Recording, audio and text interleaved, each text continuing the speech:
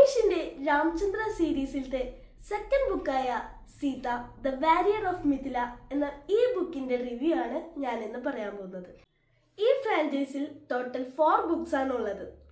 രാം, സീത, രാവൺ, പിന്നെ war of Lanka. ഈ series of books എഴുതാൻ അമീഷ് ഹൈപ്പർ ലിങ്ക് എന്നൊരു സ്റ്റോറി ടെല്ലിംഗ് ടെക്നിക്കാണ് യൂസ് ചെയ്തിരിക്കുന്നത്. ഈ മെത്തേഡിൽ കുറേയധികം ക്യാരക്ടേഴ്സ് ഉണ്ടാകും. കണക്ഷൻസ് ആണ് ഇവരെയൊക്കെ ഒരുമിപ്പിക്കുന്നത്. ഈ ഫിക്ഷണൽ സീരീസിലത്തെ 3 മെയിൻ ക്യാരക്ടേഴ്സ് ആണ് രാം, സീത ആൻഡ് രാവൺ. ഈ ഓരോ കഥാപാത്രങ്ങളുടെയും ലൈഫ് എക്സ്പീരിയൻസസ് ആണ് അവരുടെ പേഴ്സണാലിറ്റിയും ക്യാരക്ടറൊക്കെ ബിൽഡ് ചെയ്യുന്നത്. 3 വ്യത്യസ്തമായിട്ടുള്ള ക്യാരക്ടേഴ്സിനെ 3 ബുക്സിലായിട്ടാണ് അമീഷ് ഇൻട്രൊഡ്യൂസ് ചെയ്യുന്നത്. 4th ബുക്കിൽ രാവൺ സീതയെ കിഡ്നാപ്പ് ചെയ്യുന്നതിലൂടെയാണ് ഈ 3 പേരുടെയും സ്റ്റോറീസൊക്കെ ഓവർലാപ്പ് ചെയ്യുന്നത്.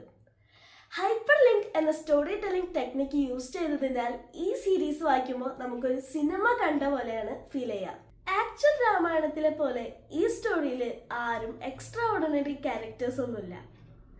പുരാതന ഇന്ത്യയിലെ റിച്ച് കൾച്ചറും അവിടുത്തെ ഭരണരീതിയൊക്കെ എത്ര നല്ലതായിരുന്നു എന്ന് ഈ ബുക്ക് വായിക്കുമ്പോൾ നമുക്ക് മനസ്സിലാകും.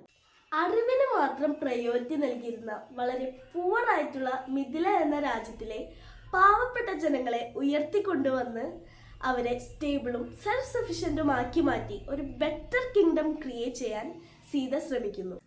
നമ്മൾ സ്ഥിരം കേട്ടിട്ടുള്ള രാമായണ കഥയിൽ നിന്നും തികച്ചും വ്യത്യസ്തമായി വളരെ ശക്തിയും ബുദ്ധിയും ലീഡർഷിപ്പ് ക്വാളിറ്റിയും ഒക്കെ ഉള്ള ഒരു വാരിയർ ആയിട്ടാണ് സീതയെ ഈ ബുക്കിൽ അമീഷ് പ്രസന്റ് ചെയ്തിരിക്കുന്നത്.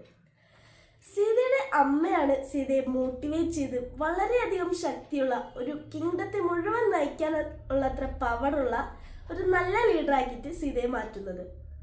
പലവിധ ആയോധന കലകളും മിലിറ്ററി ടാക്ടിക്സുകളും ഒക്കെ സീതയ്ക്ക് അറിയാമായിരുന്നു. സീതയും അമ്മയും തമ്മിലുള്ള കോൺവെർസേഷൻസ് ഒക്കെ വളരെ ഹാർട്ട് ടച്ചിങ് ആണ്. രാം സീത റൊമാൻസ്, ജഡായു സീത ഫ്രണ്ട്ഷിപ്പ്, ഇതൊക്കെ നല്ല രസമായിട്ടാണ് അമീഷ് അവതരിപ്പിച്ചിരിക്കുന്നത്. ഈ ബുക്കിൽ വളരെയധികം ട്വിസ്റ്റുകളൊക്കെ ഉണ്ട്. ഫസ്റ്റ് ബുക്കിലും അമീഷ് കുറേയധികം ക്ലൂസൊക്കെ ഒളിപ്പിച്ച് വെച്ചിട്ടുണ്ട്. അപ്പോൾ ഈ ബുക്ക് വായിക്കുമ്പോഴാണ് പക്ഷെ നമുക്ക് അതൊക്കെ മനസ്സിലാവുക. ഈ ബുക്കിലെ ഓരോ ക്യാരക്ടേഴ്സിനെയും അവതരിപ്പിച്ചിരിക്കുന്ന രീതിയാണ് എനിക്ക് ഏറ്റവും ഇഷ്ടമായത്.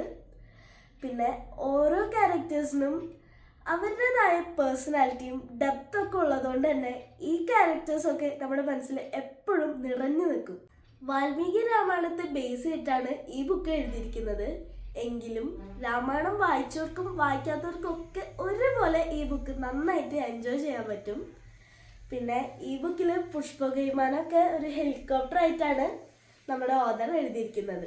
അപ്പോൾ കുട്ടികൾക്കൊക്കെ ഈ ബുക്ക് നല്ല ഇഷ്ടമാവും. അത്രയ്ക്ക് സൂപ്പർ ഫിക്ഷനാണ് ഈ ബുക്കിൽ നമ്മുടെ ഓഥർ ഇൻക്ലൂഡ് ചെയ്തിരിക്കുന്നത്. ഈ സീരീസിലത്തെ ഫസ്റ്റ് ബുക്കായിട്ടുള്ള Ram the son of Ikshvaku എന്ന ആ ബുക്കിൻ്റെ റിവ്യൂ ഞാൻ ഡിസ്ക്രിപ്ഷനിൽ ഇട്ടിട്ടുണ്ട്. അപ്പോൾ കാണാത്തവരൊക്കെ ആ വീഡിയോ പോയി കാണാം. ബൈ.